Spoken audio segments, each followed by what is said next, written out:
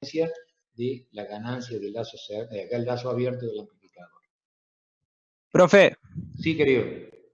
disculpe, yo recién entro y Sí. no sé si ya tomó lista o... A ver, ubícame.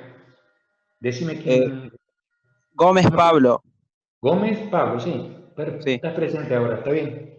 Bueno, hay varios chicos también en el chat que no les anda el micrófono. Acá lo veo. Listo, ya lo abro. Yo recién llego. Mira, Martín. Bueno, espérate un poquito que leo, a ver si puedo leer el chat. Espera un poco.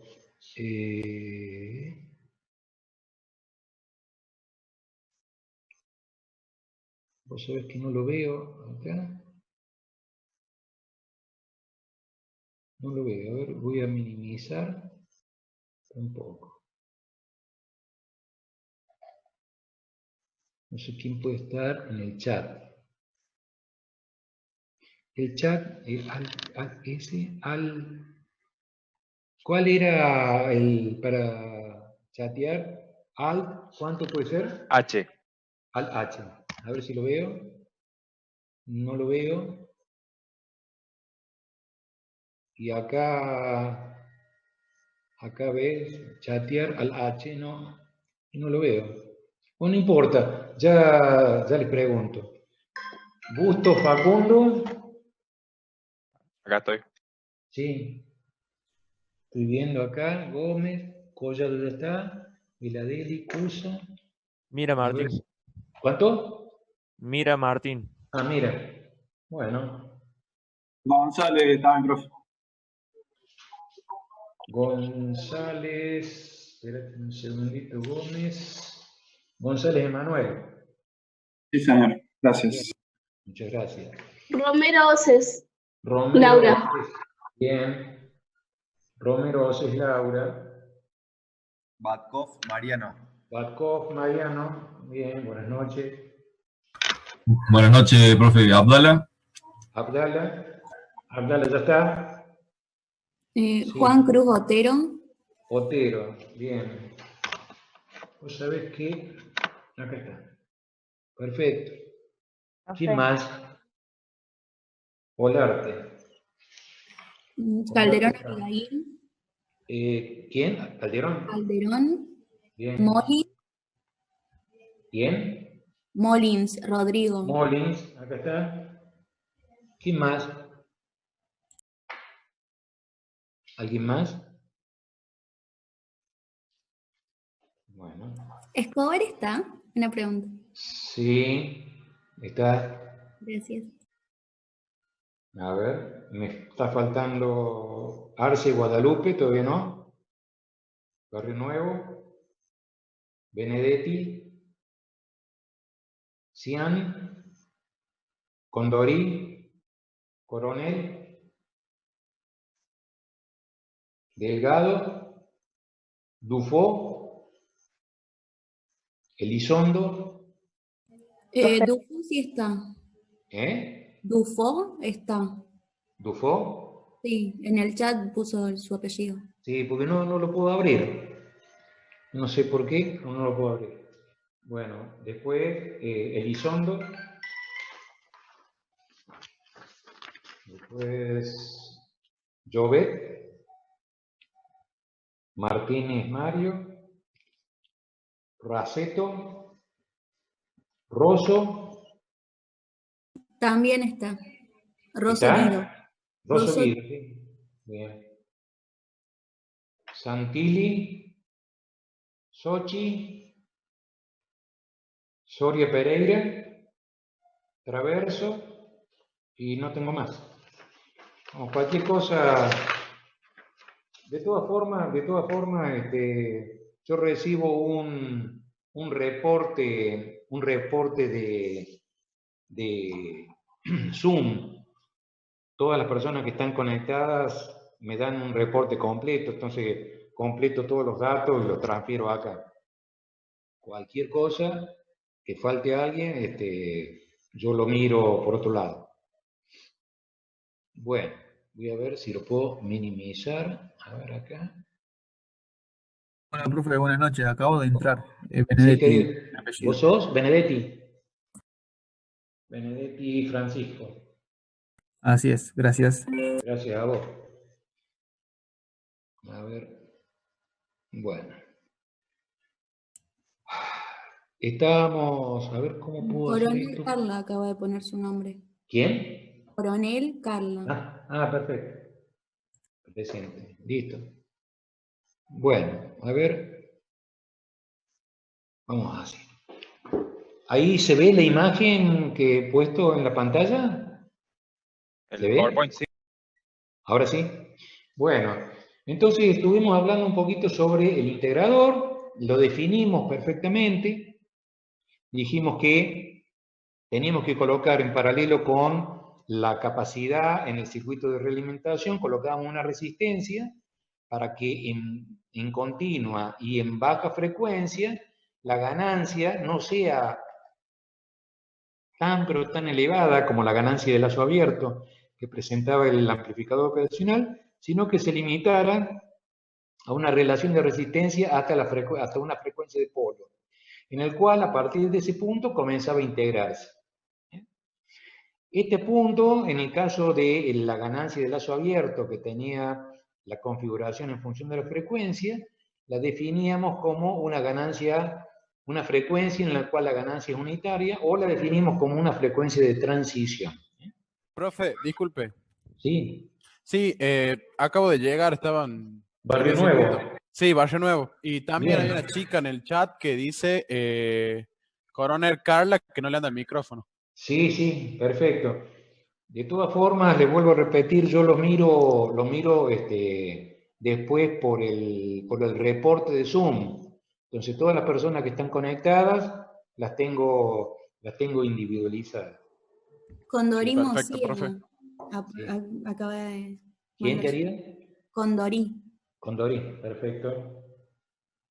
Esperadme un segundito. Mosia es aquí, perfecto. Bueno. En el caso del diferenciador, lo que hacemos es permutar lo que antes era una capacidad en el circuito de realimentación, ahora lo transformamos en una resistencia, y lo que era una resistencia la transformamos en un capacitor. Eso hace que también la corriente que circula por un capacitor sea exactamente coincidente con la corriente que circula por la resistencia. De todas formas, la caída de tensión en la resistencia aparecerá a la salida cambiada de signo. Entonces, la corriente que circula por un capacitor es C veces la derivada de B con respecto del tiempo. En este caso, B es la tensión de entrada. Y hacemos lo siguiente. A ver. En el caso del integrador aparecía un polo en el denominador. Ahora va a aparecer un 0 en el numerador. Entonces, la tensión de salida es menos la corriente que circula por la resistencia misma, y es exactamente igual a la corriente que circula por el capacitor. Entonces, la tensión de salida es menos RC por la derivada de I con respecto del tiempo. Eso hace que la corriente en el capacitor en función de la frecuencia hace que sea la tensión de salida menos R por B sub I por SC.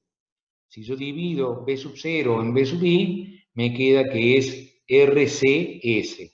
O sea, S es la variable J omega, y lo tengo en el numerador. Quiere decir que en alta frecuencia yo voy a tener inconvenientes porque tengo una ganancia también significativa. Acá voy a producir un 0, ese 0 hace que crezca a raíz de 20 decibeles por década y va a quedar paralelo a la función de transferencia de lazo abierto en función de la frecuencia. Entonces, una forma de limitar la característica de ganancia la vamos a hacer en función de la frecuencia. Entonces vamos a agarrar a esa resistencia, le vamos a poner un capacitor en paralelo, le vamos a poner un capacitor en paralelo y vamos a crear un polo que va a estar ubicado en esta constante de tiempo. Entonces vamos a ubicar la función de transferencia con ese nuevo polo y nos va a quedar un polo en menos 1 sobre 2pi RCF, de esa manera por S. Entonces, cuando S sea 0, esa sea 0, yo voy a tener una característica diferente ahora. Entonces me va a dar una ganancia mucho menor que la anterior. En el caso de la respuesta anterior, fíjense, a ver si lo puedo precisar. Acá, la ganancia que yo tengo es tremendamente elevada. Esto acá, por ejemplo, son 200.000 veces. O sea, acá puedo tener 10.000, una locura. Con esa ganancia, cualquier señal presente en la entrada se satura también. Cuando yo coloco el capacitor en paralelo con esta resistencia, lo que hago es crear un polo. Entonces, este cero crece con 20 decibeles por década y este polo reduce su ganancia en 20 decibeles por década. O sea que a partir de 1 sobre 2pi RC sub F, comienza a tener una ganancia plana. Acá crece y a partir del polo decrece. Si crece con 20 y decrece con 20, se mantiene constante hasta este punto. En el caso del diferenciador, encuentro que la impedancia que ve en alta frecuencia este capacitor, ¿cómo es la reactancia capacitiva en un capacitor a alta frecuencia? ¿Cómo es? En alta frecuencia. El capacitor presenta una reactancia casi cero. Quiere decir que lo que yo... Se da cuenta, ¿no es cierto? Entonces, lo que yo vería desde acá hacia la masa virtual prácticamente es un cortocircuito, como impedancia. Sería la impedancia de modo común, una locura. Entonces, para evitar que esa situación no ocurra en alta frecuencia, lo que se hace es colocar un resistor para que todo este conjunto se transforme en una impedancia con respuesta en frecuencia. Entonces, al colocar este capacitor, voy a crear otro polo. Entonces, con el capacitor solo se crea un 0 en menos 1 R por C. Al colocar este capacitor en el integrador, en el diferenciador, se genera un polo que está ubicado en menos 1 C sub F por R por S. Y ahora acá, al colocar esta resistencia, se crea un nuevo polo ubicada en menos 1 sobre RI por C. Lo que hacemos es que el circuito, en vez de tener una modificación paralela a la ganancia de lazo abierto, tenga un ancho de banda en la cual entre este punto y este punto el circuito diferencia perfectamente la señal de entrada. Entonces, el polo, digamos, más bajo está dado por este capacitor que pusimos en el lazo de realimentación y el polo más alto está dado por el circuito de entrada. Entonces, menos 1 sobre 2pi RI por C. Si este venía constante, el polo cae menos 20 decibeles por década. ¿A partir de dónde? De la frecuencia menos 1 sobre 2pi RI por C. Esa sería la característica del integrador. Entonces, por supuesto, si yo coloco una señal senoidal, saldrá una señal cosenoidal y viceversa. Si colocamos distintas señales variables en el tiempo, lo que hace es derivarlas. Y dentro de un ancho de trabajo para que esto pueda funcionar, porque si no, tendría todo el dominio de la frecuencia. Para que esto tenga un ancho de banda definido, lo define este capacitor y esta resistencia en el circuito de entrada. Entonces voy a tener un polo ubicado acá, otro polo ubicado acá, y este 0 era el que tenía originalmente la característica del diferenciador sin nada. ¿Se entendió un poquito? ¿Más o menos? Sí, profe. Cuando hablamos de impedancias de entrada, todo lo que nosotros vimos en amplificadores realimentados es válido. Habíamos, por ejemplo, en este caso es un no inversor. Ustedes reconocen perfectamente la red beta acá, que será RI sobre RI más RF. Este punto de tensión, ¿sí?, de la red beta es lo que se muestrea, o sea, beta veces B sub 0 o B de salida, es lo que yo muestreo como B sub F. Quiere decir que la tensión de entrada, en este caso, es B sub D más B sub F, que es lo que está planteado acá. O sea, la tensión entre este punto y masa es la tensión diferencial más beta veces B sub F, que es, o beta veces B sub 0, que es B sub F. Entonces, cuando yo quiero encontrar la ganancia con realimentación, esto lo reemplazamos, ¿ve? B sub D más beta veces la tensión de salida. La tensión de entrada es la tensión diferencial y la tensión de salida, que es la ganancia del lazo abierto por la tensión diferencial, y por beta, que es lo que tenemos acá. Sacamos la tensión diferencial como factor común, me queda factor de 1 más A sub 0L. Entonces, la tensión de entrada es 1 más A sub 0L por beta, y la tensión diferencial, si ustedes recuerdan cuando lo veíamos en función de las corrientes de entrada y la impedancia de entrada, yo en las entradas tengo la impedancia de entrada y las corrientes de entrada, que sería la tensión diferencial. Corriente por impedancia y una tensión. Si yo ahora divido tensión de entrada sobre corriente de entrada, me queda la desensibilidad del circuito multiplicada por la impedancia de entrada. En el caso del 741, la impedancia de entrada sin realimentación es de 2 megohmios. La A sub 0L son 200.000 veces. Beta dependerá de la relación que hay, en este caso, de RI sobre RI más RF, dependerá de esos valores. Entonces, la impedancia de entrada se incrementa de esta manera en función de la desensibilidad. En el caso de la salida, acuérdense que tanto la entrada como la salida eran equivalentes de Thevenin. Teníamos un R0, que era la impedancia de salida. En el caso del 741, es de 75 ohmios.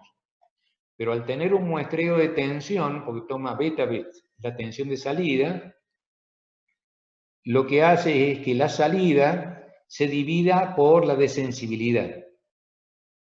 Esa desensibilidad hace que la impedancia de salida con realimentación sea muchísimo menor, de forma tal de que se comporte como un amplificador ya más ideal. Acuérdense que un amplificador ideal de tensión era aquel en que la impedancia de entrada crece hasta el infinito y la impedancia de salida se reduce casi a 0. Al yo dividir por un número grande, la impedancia con realimentación tiende a bajar, y en el caso de la entrada, tiende a aumentar en la desensibilidad.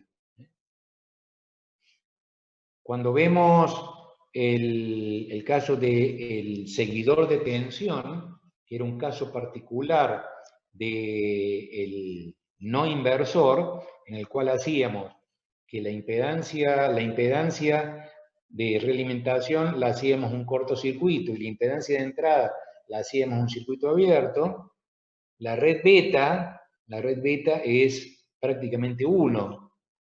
Por lo tanto, en el caso del seguidor, la impedancia de entrada es 1 más A sub 0L, beta no participa, Quiere decir que si yo tengo una impedancia de entrada de 2 megohmios, multiplicada por 200.000, son 400 gigaohmios que tendría como impedancia de entrada realimentada un buffer, un seguidor de tensión.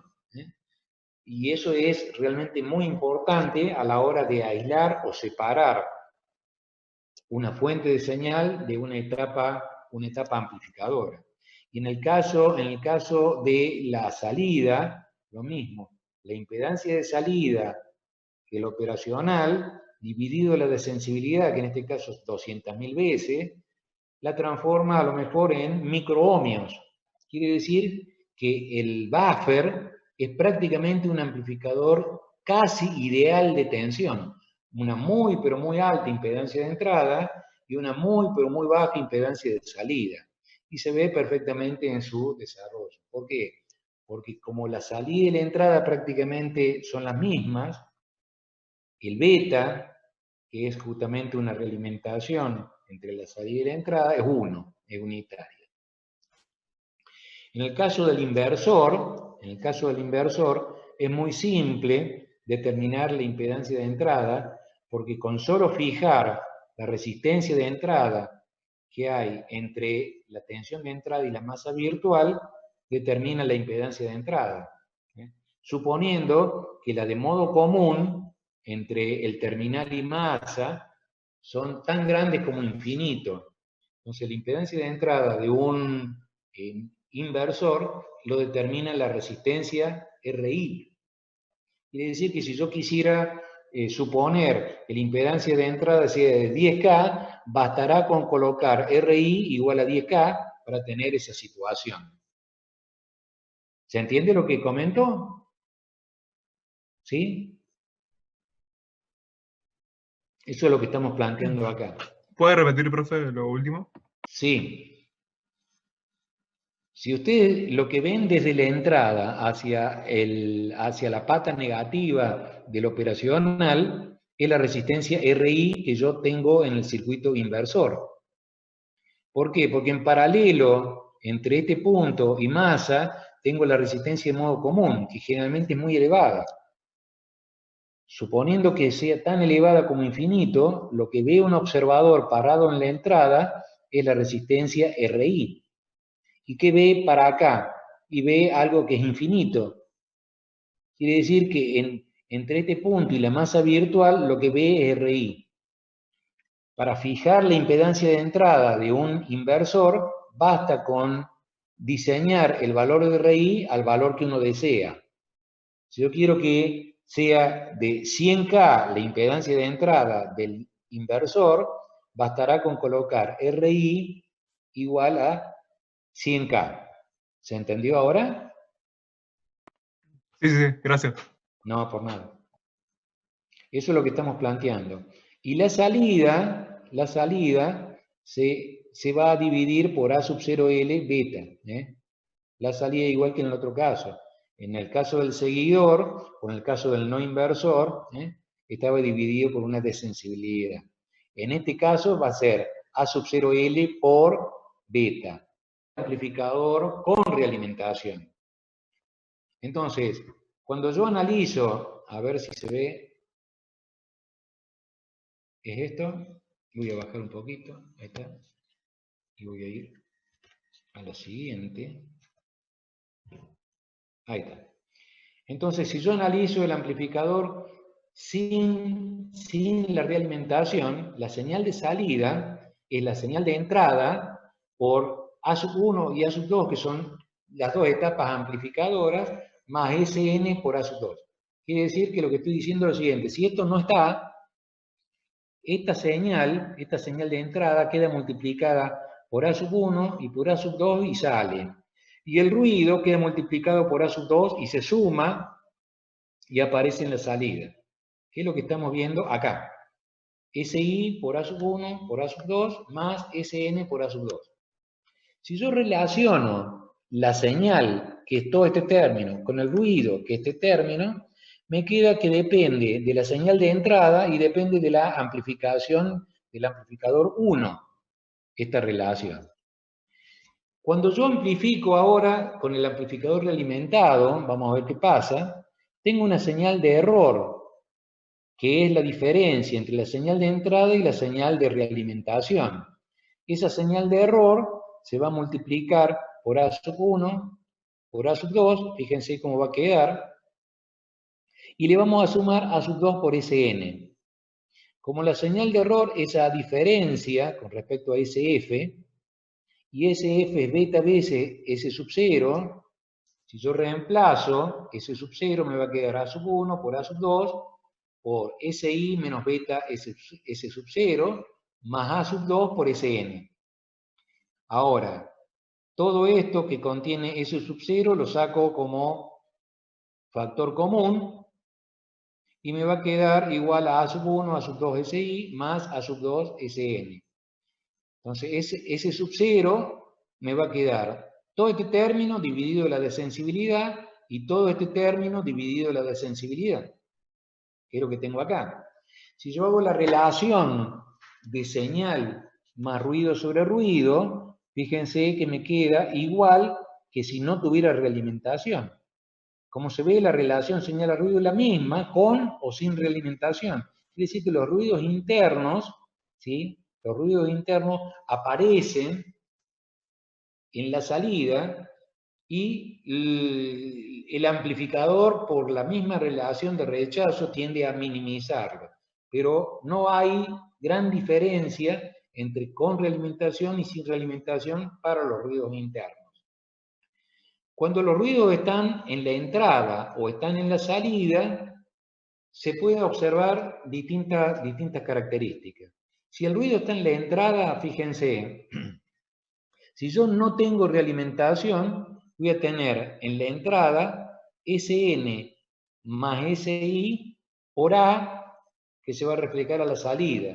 Quiere decir que si lo veo como señal, a ver si lo podemos ver, dice, si el ruido está aplicado en la entrada, por ejemplo, ruidos térmicos, como se ve en la figura, la realimentación no tendrá ningún efecto sobre la señal extraña, porque está en la entrada.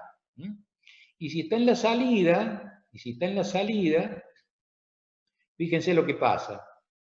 Lo mismo que en el caso anterior, voy a tener, si no tengo realimentación, voy a tener SI por A más S sub N sola.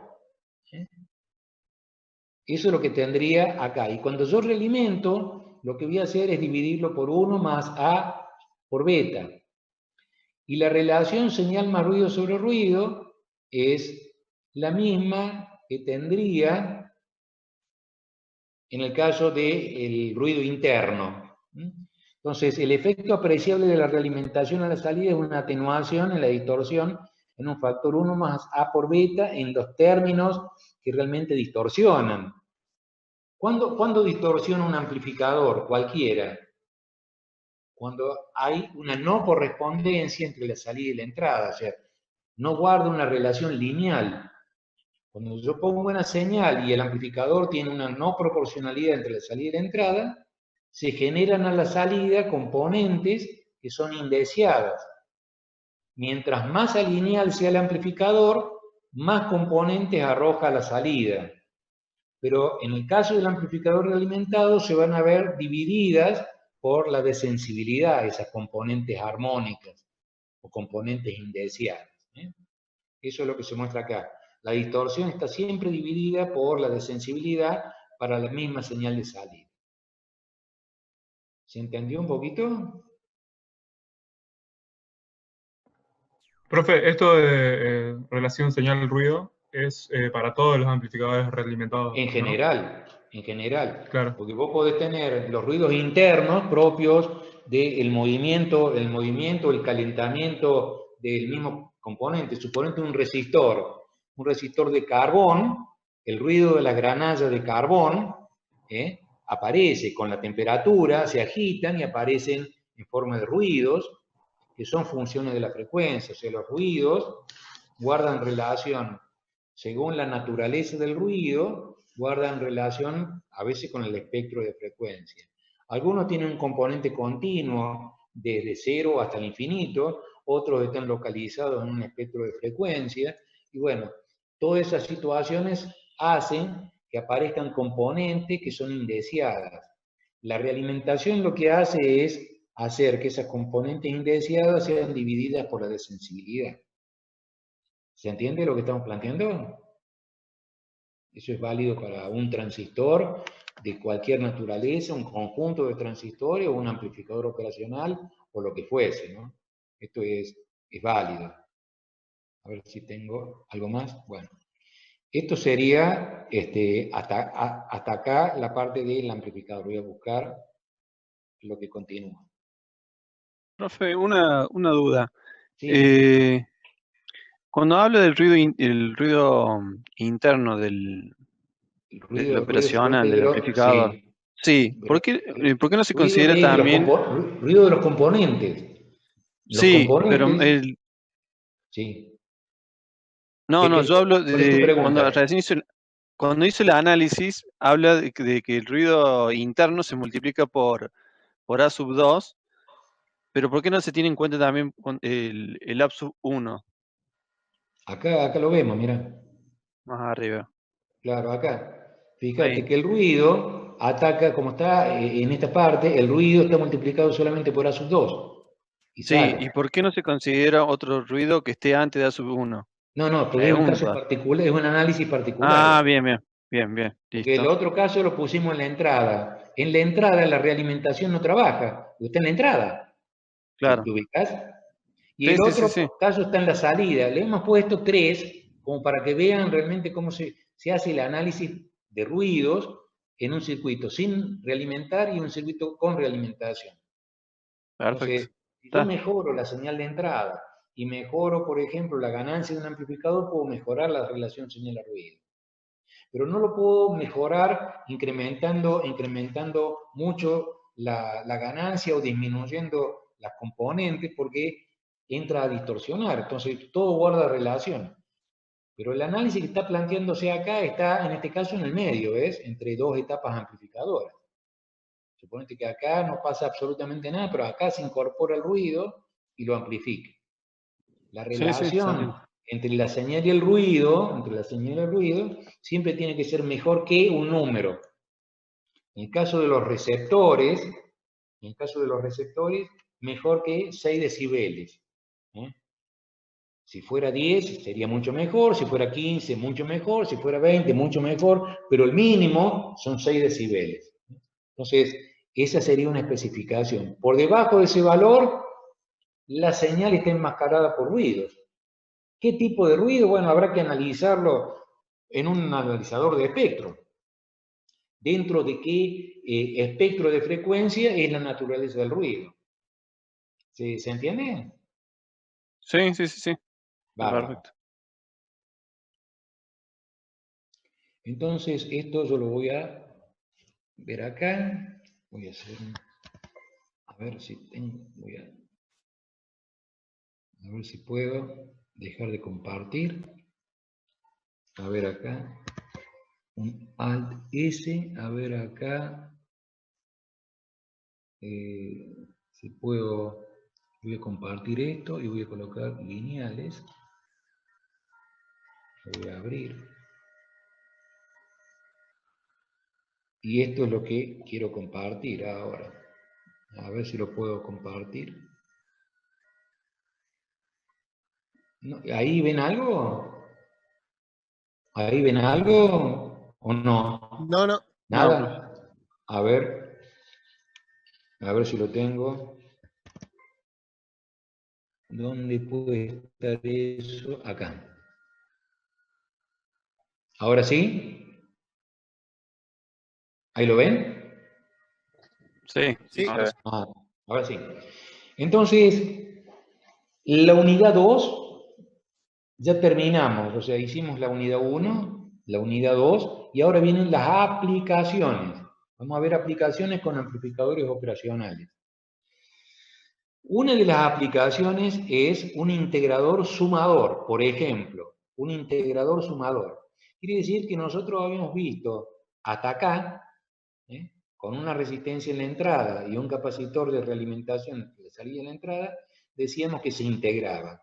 Si yo ahora coloco otro resistor En un punto de suma voy a tener justamente un integrador sumador. Voy a tener menos 1 sobre c por la integral entre 0 y t de la tensión de entrada 1 sobre R1 diferencial de t más B sub 2 de t sobre R2 diferencial de t más B sub 0, que es un residuo que puede tener la capacidad en condiciones iniciales, no nulas. Esa sería la situación que se plantea acá. Es muy simple, ¿se entiende? El sumador integrador, ¿sí? ¿Está Sí. claro? Bien. Este sería un integrador, pero no inversor. Vimos que el integrador que nosotros hacíamos invertía la fase, porque aparecía el carácter negativo de la salida, debido a que entraba por el terminal negativo. Entonces ahora vamos a colocar un integrador y lo que vamos a hacer es lo siguiente. B sub 0, debido a este potencial, esto está no inversor, quiere decir que cuando se desarrolle el potencial B a través de esta resistencia y esta capacidad, lo vamos a multiplicar por 1 más 1 sobre SCR o 1PCR. Estaba multiplicada por esta relación, que es 1 sobre SC dividido R, o sea, está multiplicado por 1 sobre RCS, este potencial B. Eso es lo que estamos poniendo acá. ¿Cuánto vale ese potencial B? Vale la tensión de entrada dividido R más 1 sobre SC por 1 sobre SC. Ese sería el potencial B. Y eso multiplicado por 1 más 1 sobre RCS o 1 sobre RCP. P la variable compleja o S la variable compleja. Si yo saco denominador común, en este caso RCP, me queda factor de 1 más RCP y me queda dispuesto de esa manera. Quiere decir que hacemos un integrador donde aparece en el denominador un polo, y la polaridad de la salida es positiva. Estamos haciendo un integrador, ¿sí?, no inversor. ¿Se entiende? ¿Está claro? ¿Chicos? Sí. Sí, sí. Eso es lo que estamos planteando acá. Entonces, si yo lo veo como el desarrollo B, digo que es la entrada dividido R más la reactancia, que es 1 sobre SC o 1 sobre PC, y multiplicado por el capacitor, que vale 1 sobre PC. O sea, BI sobre 1 sobre más PR. Si yo divido ahora B sub 0 en B sub I, me queda que la ganancia del lazo cerrado es el del integrador, 1 sobre RCS o RCP, cualquiera de los dos. Siempre aparece un polo en menos 1 sobre R por C, en este caso. ¿Sí? Es coincidente con lo que habíamos hecho en el integrador en el otro caso. Nada más que este tiene el signo positivo, no invierte la fase. ¿Se entiende hasta acá? Sí, profe. ¿Sí? Bien. Este de acá es un integrador, pero diferencial. Fíjense, si este capacitor y este capacitor de acá, ambos capacitores los reemplazamos por resistencias, ¿se acuerdan que obtenemos un restador? Ahora, si esa resistencia la reemplazamos por capacidades, obtenemos un restador, pero diferencial. Un restador diferencial. Al haber un elemento almacenador de energía, como estas capacidades, aparecen las condiciones de ser variables en función de la frecuencia. Entonces aparece, a ver si lo podemos ver. Esto es muy simple. A ver si lo vemos.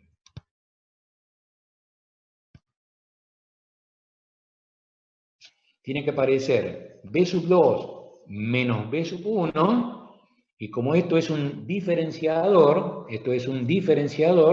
tendrá que aparecer un 0 en menos 1, R1, SCR. Entonces tendrá que aparecer la diferencia, ¿este es un diferenciador o un integrador? Un integrador diferencial. Un integrador diferencial. Entonces tendrá que aparecer en el denominador el PCR como teníamos en el caso anterior. Entonces, si yo tuviese los resistores, tendría la diferencia de las entradas. Si fueran todos los resistores iguales, tendría simplemente eso. Si no fueran iguales, tendría un factor de amplificación, que será R2 sobre R1, etcétera, etcétera. Si aparecen capacidades, aparece esta constante de tiempo, donde la frecuencia de este polo es menos 1 sobre RC por S. ¿Se entiende hasta acá? ¿Cómo lo ven? ¿Se puede entender? Estas son ecuaciones muy simples, tienen que plantear o sea, tienen que aplicar el teorema de superposición. Por ejemplo, ¿cuánto arroja en la salida la entrada B sub 2? Haciendo que B sub 1 sea 0. Después hacemos B sub 2 igual a 0 y vemos cuánto sale a la salida debido a B sub 1. Hacemos B2 menos B1 y sumamos. Y obtenemos, lo que se va a obtener a la salida es justamente lo que comentamos recién. B sub 2 menos B sub 1 dividido SCR o PCR. Entonces, esto de acá es un convertidor. Vamos a ver de qué característica. Este es de tensión a corriente, donde la carga que pone acá la vamos a reemplazar por un capacitor. ¿Para qué? Para ver la función. A ver. Fíjense, en el caso de un convertidor, la corriente depende de la tensión diferencial dividido R, independiente de RL. Ahora, si esa RL que tenía ahí la reemplazo por un capacitor y le coloco un seguidor de tensión, esto de acá va a ser B sub I, fíjense, ¿qué voy a tener acá a la salida? La tensión que se desarrolla sobre este capacitor multiplicada por esta relación de resistencia más 1, y acá esta salida va a estar seguida por un seguidor de tensión. O sea, lo que yo voy a tener como tensión en el punto B va a ser la tensión de entrada dividido el SCR. Y este de acá es uno diferencial. Voy a tener que la tensión que se desarrolla acá es la diferencia de las dos tensiones dividido RCS o RCP. Entonces, este es un elemento simple y este es uno diferencial. ¿Se entiende? Las aplicaciones que vamos haciendo con integradores y con diferenciadores.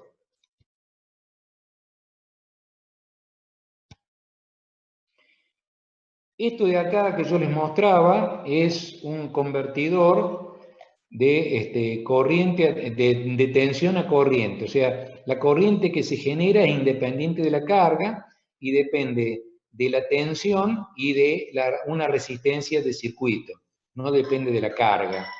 Entonces, esto convierte tensión a corriente para una carga que es no flotante.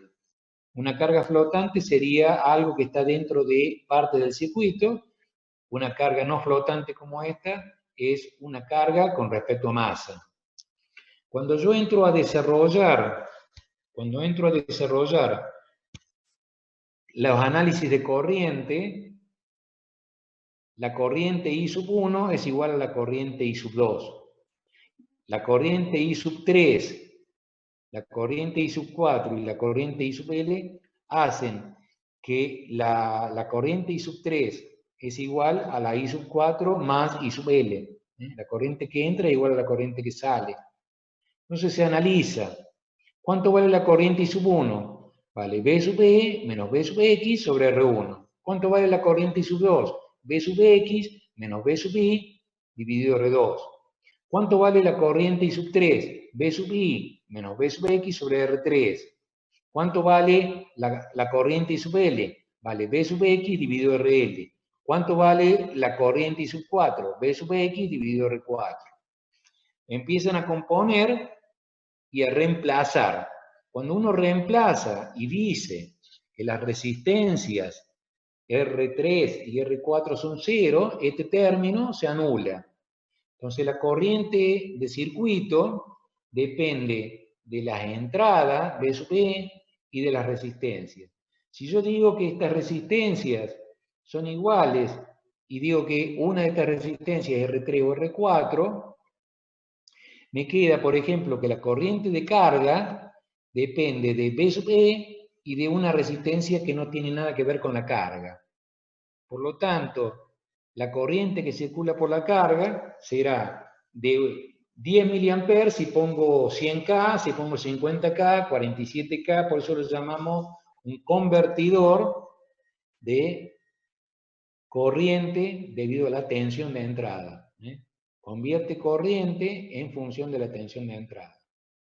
Eso es lo que está planteado acá. Y los límites de funcionamiento, los límites de RL, ¿qué valor de RL puedo poner? Infinito no. Voy a poner desde 0 hasta una condición que sale de este análisis. BCC menos R3 por I sub L dividido 2 I sub L. Es un análisis algebraico, muy simple de entender. Pónganse a analizarlo, nada que no sea agradable a la vista, muy simple de analizar. Quiere decir que esto convierte la tensión en corriente, y la corriente es independiente de la carga.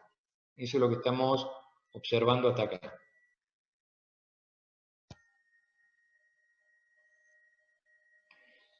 Otro de los amplificadores que se utiliza mucho en electrónica, generalmente es lo que se denomina amplificador de instrumentación. El amplificador de instrumentación consiste en la etapa de salida, que no es otra cosa que un restador. O sea, la señal B02 y B01 son restadas a la salida. Y las entradas son colocadas con este formato. O sea, entre la salida y la entrada positiva, la salida positiva en este caso, ¿sí? Tengo una resistencia. Entre esta salida y la entrada negativa tengo esta resistencia. Entre estas dos resistencias tengo una que me permite variar la ganancia del sistema independiente de la relación de rechazo modo común. Y a esta configuración la llamamos, a este conjunto de 3 amplificadores y 7 resistencias en el circuito, la llamamos amplificador de instrumentación. ¿Qué características debería tener un amplificador de instrumentación? En primer lugar, tener una muy alta impedancia de entrada, o sea, ser casi un amplificador ideal de tensión. Nada más que la entrada es diferencial. Tener una muy baja impedancia de salida. Tener una elevada ganancia diferencial con respecto a la de modo común. Tener un muy elevado relación de rechazo en modo común, que es algo tremendamente importante. Tener bajo nivel de offset en el amplificador, baja deriva térmica y en el tiempo. Tener una anchura de banda perfectamente ajustable, un factor de ruido lo más cerca de 1 posible, y tener un rechazo al rizado de la fuente de alimentación muy alto. Es decir, lo que nosotros veíamos como características salientes de los amplificadores operacionales, que era el rechazo, por ejemplo, a la fuente de alimentación, tiene que ser lo más elevado posible. Acuérdense que era generalmente mayor que el del rechazo a modo común. Entonces, todas estas características son las que debe cumplir el amplificador operacional.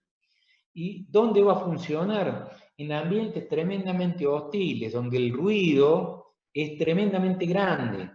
Pero como todo esto tiene características de rechazar tremendamente el ruido y hacer que esto pueda operar con señales diferenciales casi exclusivamente, lo hace muy útil en electrónica. O sea, si yo quiero amplificar señales de electrocardiografía, donde el ruido realmente presente es bastante importante, yo estoy seguro que el ruido se va a discriminar totalmente de la señal, puesto que va a estar tremendamente atenuado. ¿Cuántas veces? 90 decibeles, 100 decibeles, son valores normales en estos amplificadores de instrumentación.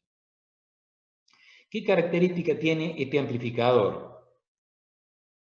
En primer lugar, que yo puedo variar la ganancia, independiente de la relación de rechazo en modo común. ¿Sí? Entonces, fíjense qué importante es eso. Si yo tengo un receptor que estoy escuchando, por ejemplo, una estación, una señal en un punto determinado del dial, muy ruidoso, lo primero que nosotros hacemos, ¿qué es? Tratar de reducir el ruido bajando la ganancia. Entonces, voy a hacer que el ruido se distinga, la señal se distinga del ruido, de forma tal de poderlo escuchar bien, y la ganancia modificó la relación de rechazo a modo común. Entonces, este tipo de amplificadores que tenemos acá, independiente del ruido que haya, hace que yo pueda bajar la ganancia y mantenga constante la relación de rechazo. Es una maravilla realmente cómo trabaja el amplificador. Entonces, esto lo analiza de la siguiente manera. Yo en las entradas, esta señal B2 y B1, son las señales que ingresan al amplificador. Esas señales que ingresan al amplificador la tengo presente en la parte superior, lo tengo presente en el terminal más y la tengo presente también en el terminal menos del otro amplificador. ¿Por qué? Porque dijimos que tenía una muy alta impedancia de entrada, tan alta como si fuera en forma ideal infinito.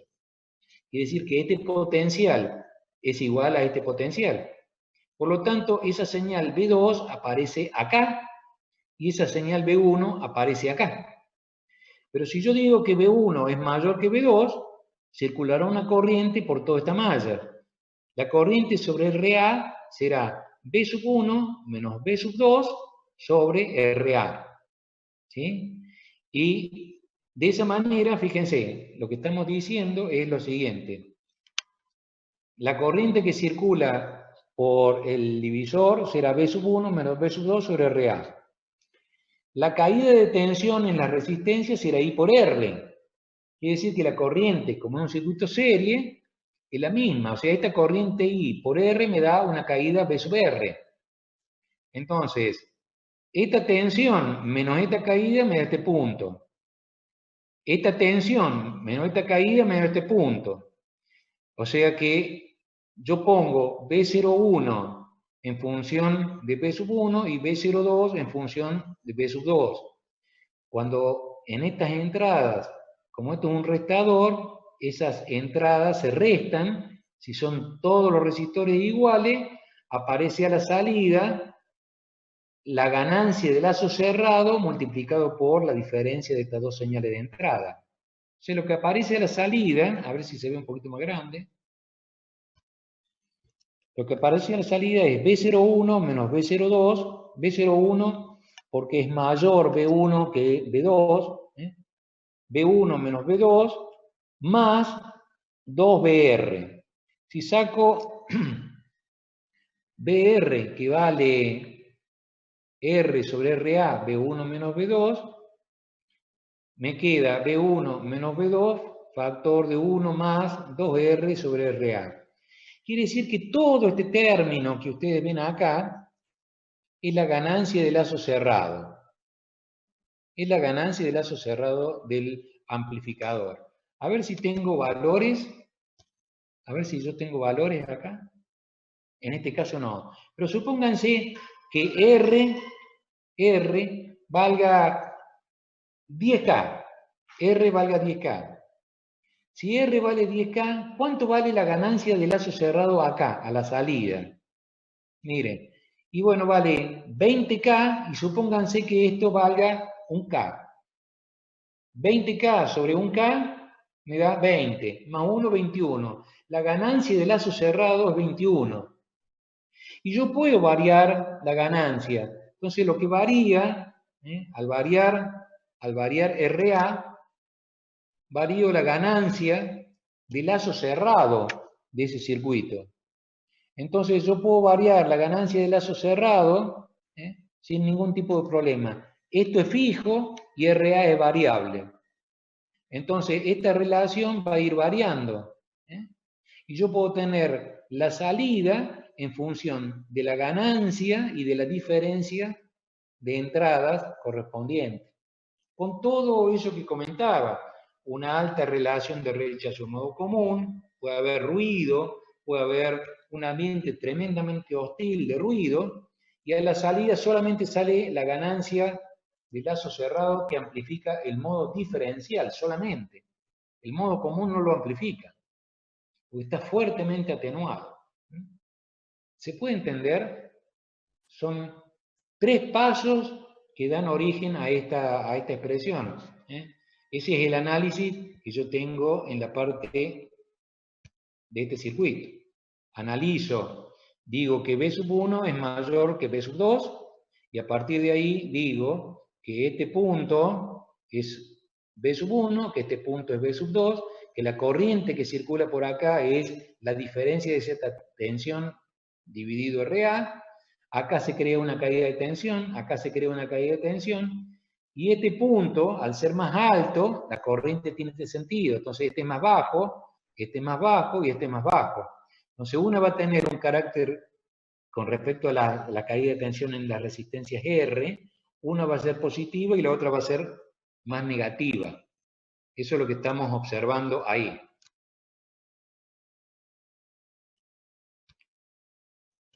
¿Ve?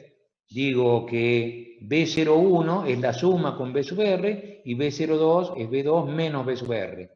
Entonces, al hacer la diferencia me queda más 2B sub R. Reemplazo B sub R por esta relación y obtengo esta expresión, que es la expresión general de cualquier amplificador de instrumentación. ¿En qué consiste el amplificador de instrumentación? Consiste en 3 amplificadores operacionales y 7 resistencias. Las tolerancias de la resistencia generalmente son muy bajas para que tenga buena precisión y se puede trabajar de esa manera. En este caso hemos puesto un potenciómetro analógico. Pero ¿qué pasa si yo coloco un potenciómetro digital acá? Aparecen los amplificadores de instrumentación con esa característica digital. Los 3 amplificadores, las 7 resistencias que voy a tener en el circuito. Este sería el amplificador básico que estamos viendo en forma integrada. Los 3 amplificadores, las 7 resistencias, de las cuales la resistencia de ganancia o el potenciómetro de ganancia es externo, ¿sí? La salida correspondiente, y en este caso, fíjense, la ganancia de lazo cerrado depende de 2 veces este valor interno, ¿sí? Dividido RG, que dependerá de cada caso, ¿sí? Más 1. Supónganse que esto valga 1K, lo ponga como una resistencia fija, voy a tener 50 más 1, 51 va a ser la ganancia de lazo cerrado de esta etapa. Para el caso de las características, el voltaje de offset ¿se acuerdan que en los otros era del orden de los milivoltios? Este vale 50 microvoltios.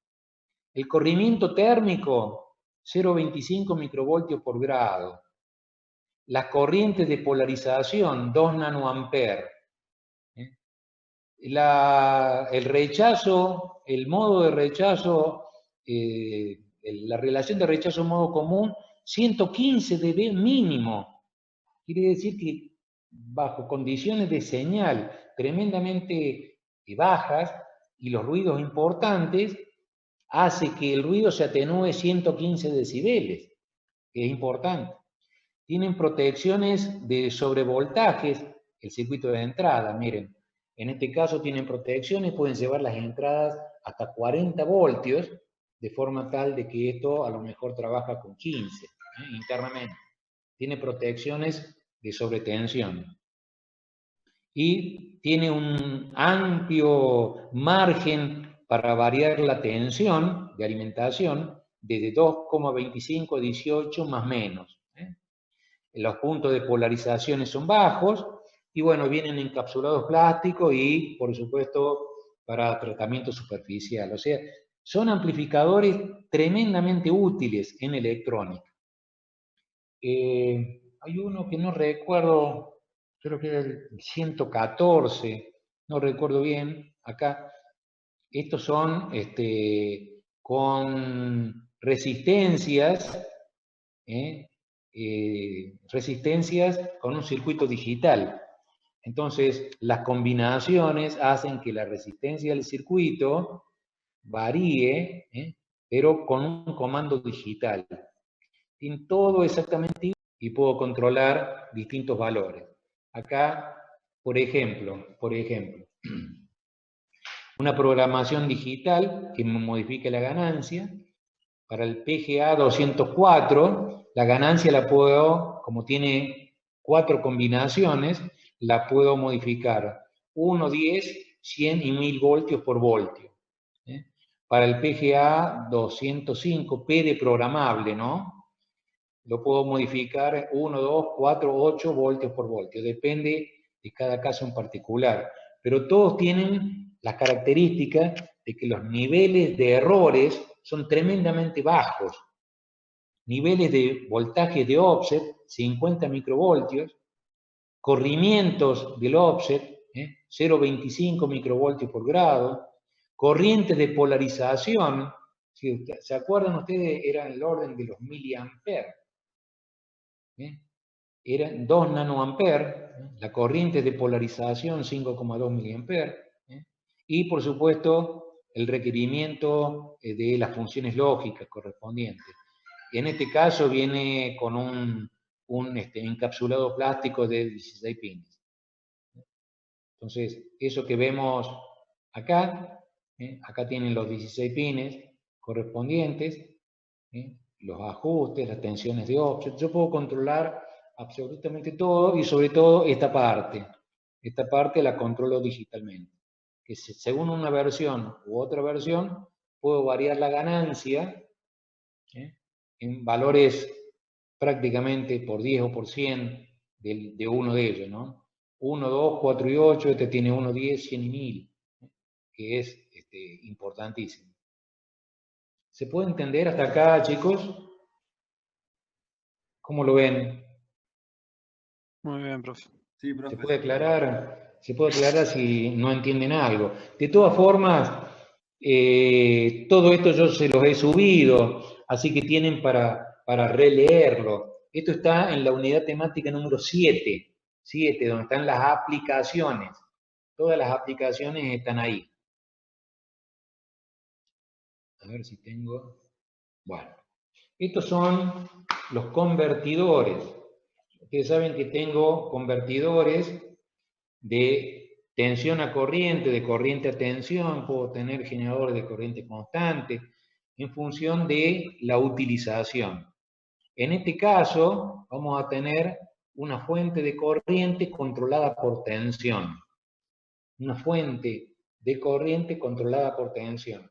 Es decir, que yo voy a obtener una corriente en el circuito de salida en función de la tensión de entrada. Entonces, esos dispositivos generalmente son con un amplificador operacional y se lo llama VCS, donde esto es Voltage Controlled Current Source, una fuente de corriente controlada por tensión. Entonces, si el circuito de salida es una corriente y yo estoy controlando por una tensión, lo que media entre la salida y la entrada es una transconductancia. Entonces, yo puedo poner la carga en estos circuitos, lo puedo poner flotante o lo puedo poner referidas a masa. Cuando lo pongo flotante, lo que quiero decir es que no están referidas a masa, están en algún anidamiento de la configuración del operacional. Por ejemplo, en este caso tengo un amplificador inversor y la carga está en el circuito de realimentación. Al estar en el circuito de realimentación, tengo uno de los puntos es la salida y el otro punto una masa virtual. Pero masa real, la carga con respecto a este punto, con respecto a masa real, no tengo.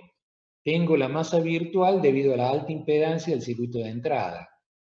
Entonces, la corriente de entrada y la corriente de realimentación son iguales, por lo tanto, la tensión de entrada dividido R1 es la corriente que circula por la carga. Y los valores de carga pueden ser cualquiera, donde la corriente que circula por la carga es independiente del valor de la carga. Por eso se llama un convertidor de corriente-tensión. La corriente es la variable y la tensión de entrada es el elemento que me permite controlar la salida. Por eso decimos que la relación entre la salida y la entrada es una transconductancia. La corriente de carga es la transconductancia mutua de la tensión de entrada. Y la transconductancia, que vale el inverso de 1 sobre R1, y I sub L es independiente de RL. Estos convertidores, en este caso, fuente de corriente controlada por tensión. Corriente, tensión, transconductancia. Con una carga flotante. ¿Se entendió eso? ¿Se entendió, chicos? Sí, sí, ingeniero. Estoy haciendo que la corriente que circula por acá es la misma que circula por acá y es independiente del valor RL.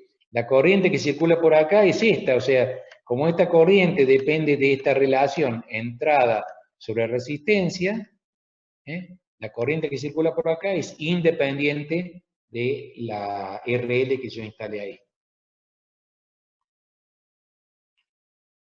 Si ahora, en vez de tener la entrada inversora, tengo la entrada no inversora, lo mismo, este punto, debido a la alta impedancia del circuito de entrada, aparece acá. Por lo tanto, entre este punto y la R1 tengo la I sub 1, que es la misma I sub L. Quiere decir que B sub I dividido R1 va a ser la corriente que circula por la carga, independiente del valor de RL. Quiere decir que la I sub L también va a ser B sub I sobre R1 y va a estar sin el cambio de signo. En el otro caso, teníamos, bueno, esto es un análisis de corriente, no veo lo que aparezca en la salida, sino un análisis de corriente en las mallas. Lo mismo, G sub M por B sub I, en este caso 1 sobre R1 es G sub M, y tengo esa situación. Dijimos que era una fuente de corriente, pero controlada por tensión, como un transistor de efecto de campo. El otro punto es el análisis que hicimos, y lo comentamos al principio, cuando en lugar de esta carga colocábamos una capacidad, ¿se acuerdan? Y veíamos un integrador si R era un integrador, si este R era una capacidad también, ¿se acuerdan? Y decíamos que esta entrada era un integrador Ahora, si esas capacidades las reemplazamos por resistencia, esta carga ya tiene una componente con respecto a masa. Entonces deja de ser flotante para transformarse de esta manera. ¿Cómo la analizamos? Esta corriente y esta corriente son iguales. Esta corriente que entra menos esta corriente es igual a la I sub L. Entonces, en este punto, a ver si lo podemos ver un poquito más grande, en el mismo análisis que hicimos hace un rato. El B menos, este punto, es el mismo que acá. Porque no hay consumo de corriente. Esta tensión, B menos, es igual a B más. Si yo digo que B menos, al ser las resistencias exactamente iguales, lo que aparece a la salida es la mitad de la tensión.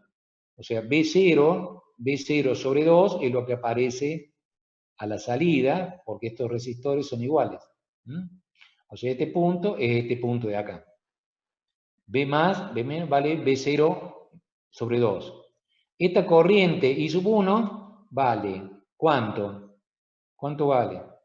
B1 menos B0 sobre 2 dividido R. Esa es la corriente I1. Vale. Este punto, B sub I menos B0 sobre 2 dividido R. Eso es la corriente I sub 1. La corriente I sub 2 vale B sub 0 menos B0 sobre 2 dividido R. Esta corriente y esta corriente hacen que I sub L sea la suma de estas dos corrientes. I sub 2 más I sub 1 forman I sub L. Empiezo a sumar y obtenemos que la corriente que circula por la carga depende de B sub I y de R, independiente de RL. ¿Se entiende hasta acá? Este es un convertidor también, es un convertidor de corriente controlado, es una fuente de corriente controlada por tensión. La hicimos para dos cargas flotantes, con un operacional con la entrada inversora, con la entrada no inversora, y con una carga referida a masa. Son las dos situaciones, o las tres situaciones que se pueden dar estos convertidores. Fuentes de corriente controladas por tensión. Fuentes de corriente controladas por tensión. Este de acá es una fuente de tensión controlada por corriente. Una fuente de tensión controlada por corriente. Como yo sé que esta corriente I sub I es igual a la corriente de realimentación, esa corriente por esta resistencia cambia de signo, aparece como B sub 0. O sea, menos I por R aparece como salida. ¿Sí? Entonces, la corriente de entrada da origen a una tensión de salida. O la corriente de realimentación, que es la misma que la entrada, da origen a una tensión que es función de la corriente de control. Entonces, la tensión de salida es menos I sub I por R. ¿Se entiende? Este sería una fuente de tensión controlada por corriente. Esto sería para el caso de un inversor. Estas cosas son muy útiles, sobre todo cuando usa unos sensores.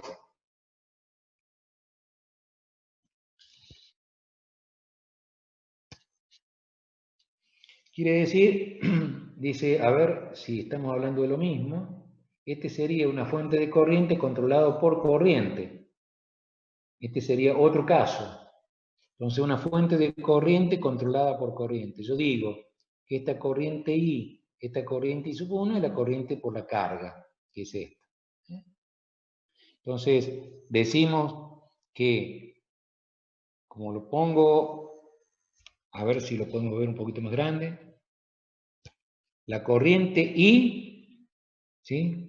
La corriente I es igual a I sub I. Vamos a suponer que por acá no circula corriente. Por lo tanto, esta corriente sub I es la corriente I.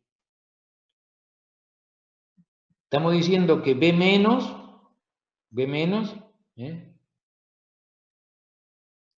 es igual a B más. Estamos hablando que este punto y este punto son exactamente iguales. Y este de acá hace que B sub 2 sea menos I por R2. B sub 2 es menos I, donde B sub 2 sería acá, fíjense en el dibujo. A ver si lo vemos. A ver, espérate. B sub 2, B sub 1. Una de estas entradas se llama B sub 2, B sub 1. Menos I por R2. Y hace el análisis de corriente. ¿Cuánto vale I sub 1? ¿Cuánto vale I sub L? ¿Y cuánto vale I sub I? Y queda que I sub L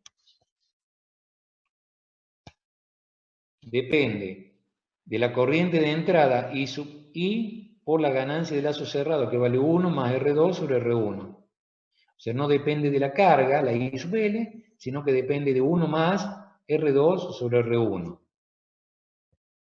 Y aquí hay un ejemplo práctico.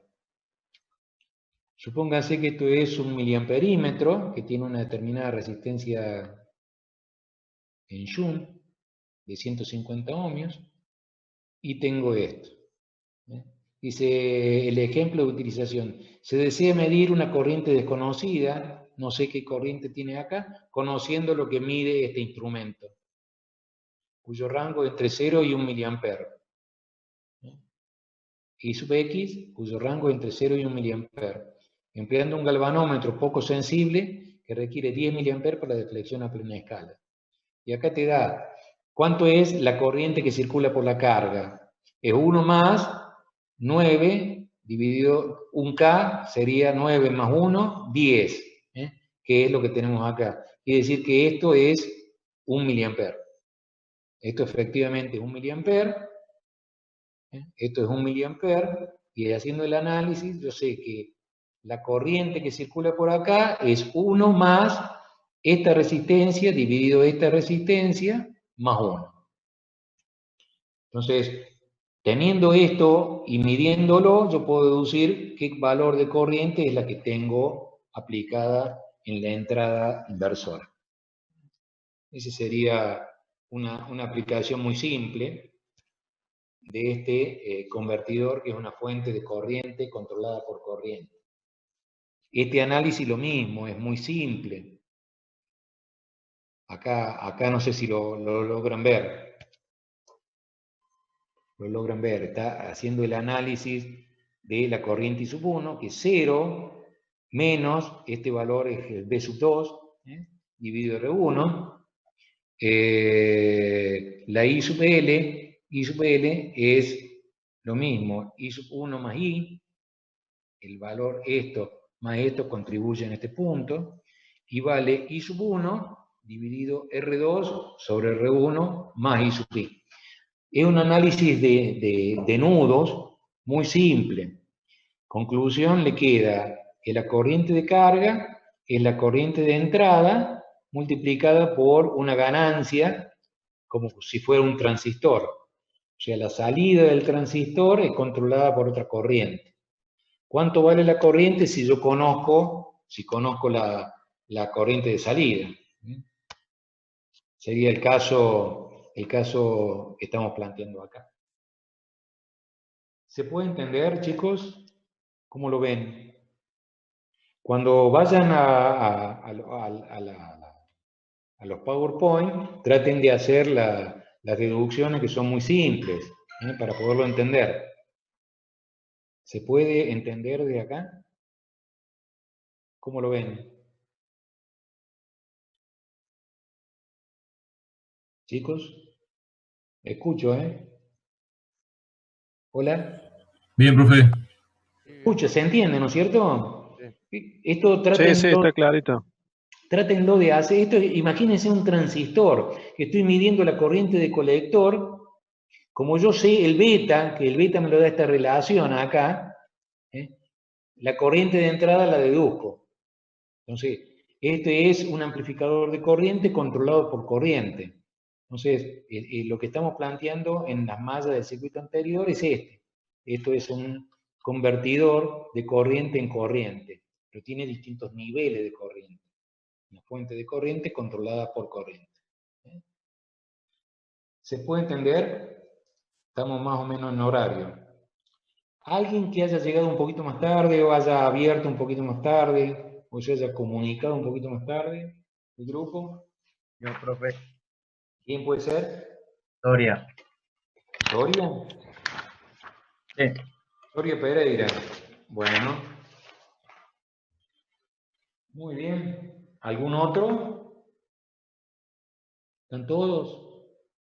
Seguimos avanzando, entonces tienen un montón de aplicaciones acá. Creo que hay, a ver, si no recuerdo mal, hay 38 transparencias acá, pero vamos a ir colocando un poco más.